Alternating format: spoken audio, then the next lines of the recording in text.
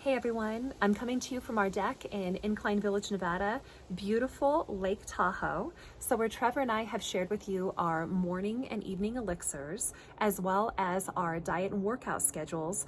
Part of our overall health is how we manage stress and how we maintain our mental health. And so that's what I'd like to talk with you guys today. I am not a doctor. I'm not a fitness expert. I'm a real person. I'm you. We have busy schedules. We have a lot of stress in our lives as well. And it's so important to try to manage that.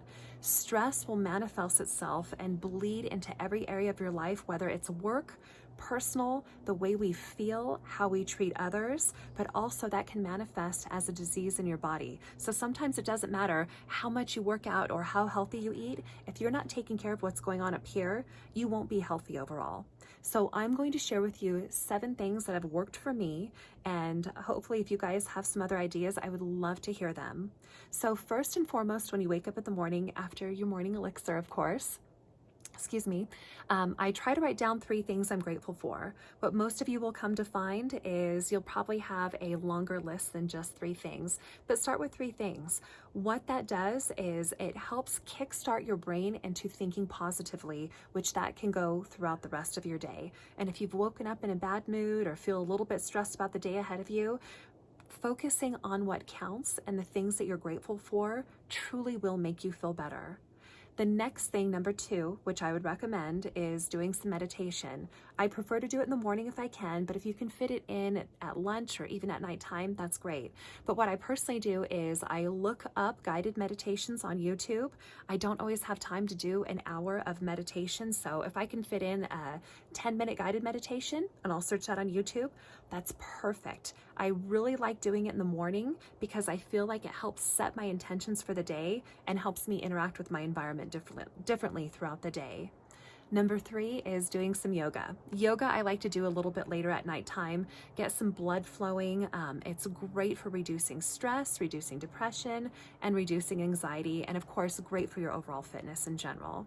So number 4, get outside. I'm outside right now and it looks like the sun's getting ready to set because I'm filming this at nighttime.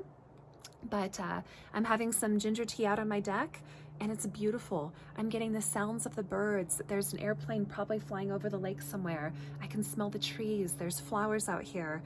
Getting outside is so great for your overall health. And if you can do it when the sun's out, you're gonna get your natural D vitamin from the sun, which is great for boosting your energy. So number 5, Epsome salt baths. Love taking the Epsome salt bath. It's so healthy for you.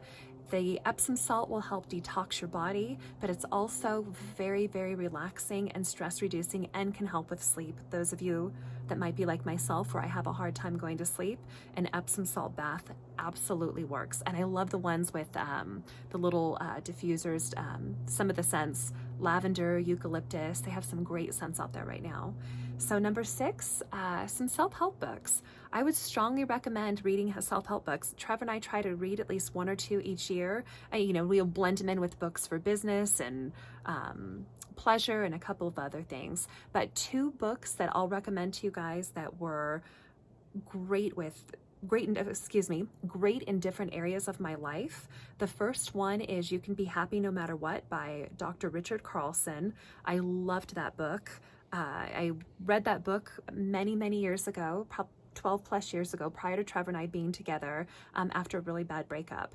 And I remember I needed to make some changes in my life, the type of person I was with, but also the type of career I wanted. It was a very pivotal moment in my life where a change needed to be made. And reading that book helped me kind of collect my thoughts, be present, not let myself go down the rabbit hole, but also take responsibility for how I was interacting with people and setting boundaries, how you let people treat you, but also taking that risk, whether it's a risk in a relationship, a risk in business, a risk in your work, changing careers. Those are all scary things, but you know what? Getting out on the other side and being brave enough to do it, we never regret the things we did. We typically regret the things we didn't do.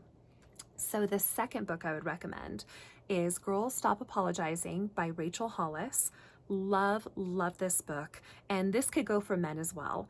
We all live in a world where we are pressuring ourselves to be the best wife, husband, mom, dad, business partner. We pressure ourselves with the way we need to perform and things we need to do.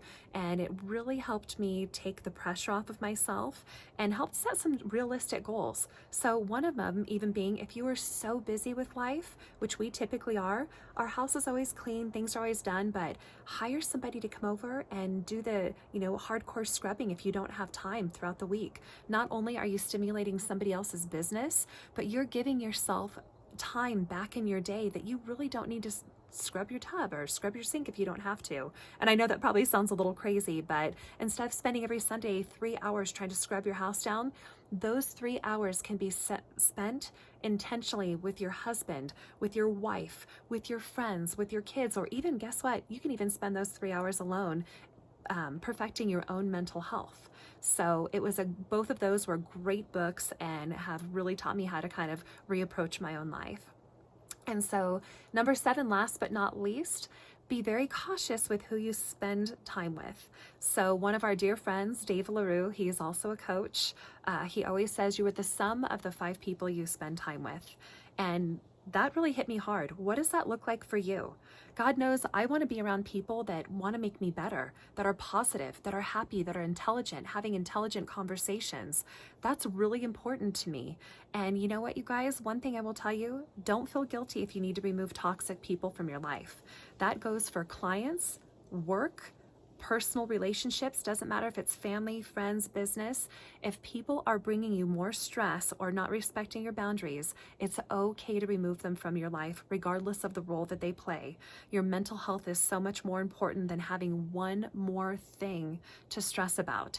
And that one is a controllable. We have a lot of uncontrollable things that we see and go to throughout the day. The work we can't control, getting stuck in traffic possibly you can't control, hiccups throughout the day. But that is the one controllable that we have, is protecting our mind and protecting our peace. So be very cautious with who you decide to be around. So those are just some ideas of some things that I personally use to try to alleviate some stress or put myself in a better mental state of mind. I would love to hear what you guys out there do. Share it with me, call me, text me, leave some comments below, but I would love to hear what you guys are doing out there. And I'm hoping what we're doing for you guys, I hope this is helpful. We've had people teach us a lot of these things, and I feel it's important to pay it forward. And everything we've learned in training or from some amazing friends, we're just paying it forward to you guys. So cheers to the lake life. We hope to see you all up here, and we hope you guys are having a great start to your summer. Thank you.